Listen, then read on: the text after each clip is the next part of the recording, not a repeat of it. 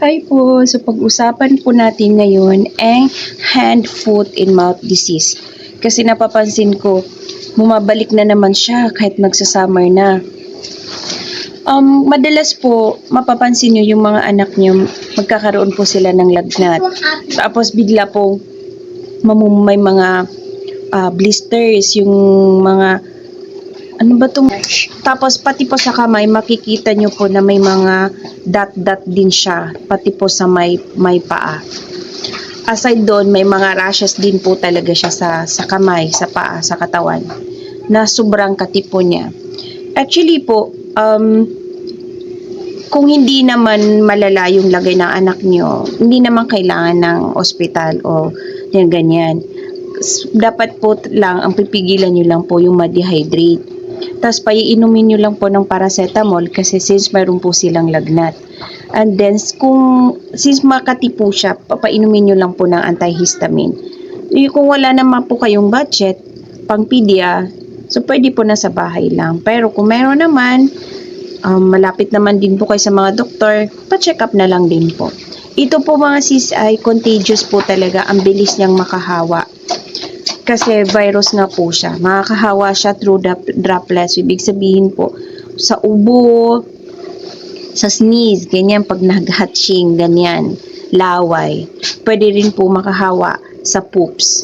So, kung nakahawa kayo ng tae, halimbawa, caregiver kayo ng anak nyo, yung kapatid nyo, nahawakan nyo, ayan, pwede rin kayong mahawa. Ang sakit na po ito ay common lang po siya sa mga infant at saka yung bata po na below 5 years old. Pero kahit sino po ay pwede pong matamaan, kahit po yung mga matatanda. Minsan po may edad na natamaan, pero yung symptoms po ay mild lang, kaya akala niyo wala lang kasing rashes, ganun, para masama lang yung pakiramdam, o kaya naman po ay na-carrier na sila pero wala lang po sintomas. Ang problema doon, since carrier ka, ay pwede ka rin po makahawa.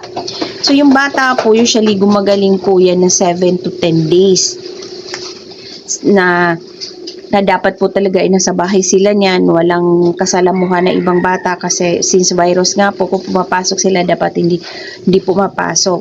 Madalas po kasi kaya yan din sila nakakahawa kasi akala po ng mga mamis, porket wala na pong lagnat, tapos yung peklat na lang yung natitira ay pinapalabas na nila. Pero ang totoo niyan po, nakakahawa pa rin sila kahit na medyo okay na sila. Kasi ganun nga po siya, virus, ang bilis niyang makahawa. So si Amara, nagkaroon yan siya ng ganyan, hand, foot, and mouth disease. Parang ilang buwan, matagal, parang taon na din siya. Ang bilis niyang nahawa kasi yung mga pinsan niya nagkaroon. Tapos yun na nga, wala na kasing lagnat kaya lumabas na sila. So yun, nahawa siya. Pero siya, pinastay ko siya sa bahay ng 15 days. So awa ng Diyos, 15 days ko siyang sa bahay lang, hindi naman nahawa na yung mga kapitbahay namin, na mga kaidaran niya o mas bata sa kanya o matanda sa kanya ng konti. Kaya yun, mas safe po na isolate nyo muna yung baby, mga anak nyo, para hindi po sila makahawa. So yun, dapat po lagi nyo rin pong papaliguan. Pwede kayong gumamit ng sabon na sulfur, ganun.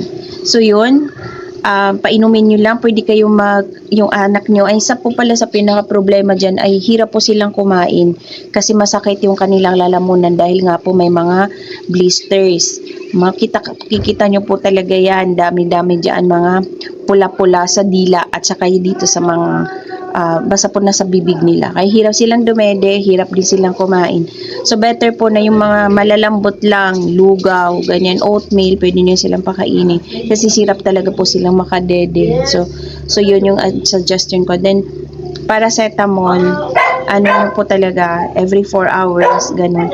Tapos antihistamine, pwede nyo pong painumin ng Allerkid, ang ganon. Ginagawa ko siyang 2 times a day, umaga tsaka bago matulog.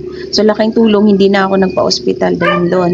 Tapos ayun, more on fluids na lang, binilihan ko siya ng yung mga parang sa mga pagtatae, pag mga ganyan, wag lang po ng citrus kasi di ba masakit yung ano nila, Yung mga Pedialyte, ganyan, binilihan ko siya nun para hindi po siya ma-dehydrate. So, yun. Yun guys, hindi subukan nyo sa bahay lang kung okay naman, hindi naman malala yung lagay niya, hindi naman siya nagsusuka, wala naman ibang sa bahay na lang kayong maggamot, pwede nyo naman gawin. Pero kung may budget, malapit naman sa mga doktor, why not? Magpa-check up po kayo ng pedia. Yun lang. Thank you.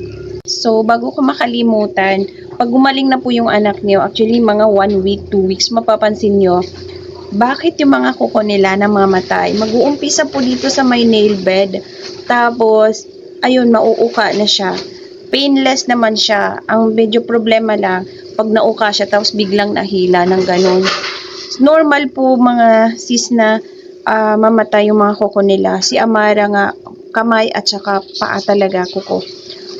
Parang halos lahat nagpalit. Ang gawin nyo lang para hindi sila masaktan, yung pong nakauka na, i-cut nyo na lang siya. Para hindi siya yung mahila. Kasi ang painless naman siya kung tutuusin. Dahil kusa talaga siya mauuka. Ang problema nga lang po yung pag nahila siya. Yun yung problema doon. Kaya para mapigilan siya, i-cut nyo kapag may nakikita na kayong uka. Hanggang sa totally na silang mauubos ng Tapos tutubo naman na din siya ng kusa. So, normal yun dahil po sa virus. Madadamage din yung kuko ng mga anak niyo. So, yung mga hindi na damage yung kuko, swerte kayo. Pero common po na matanggalan din ng kuko yung mga anak niyo, paa at saka ng kamay. Painless naman, yun lang talaga i-cut niyo po. Huwag niyo kakalimutan.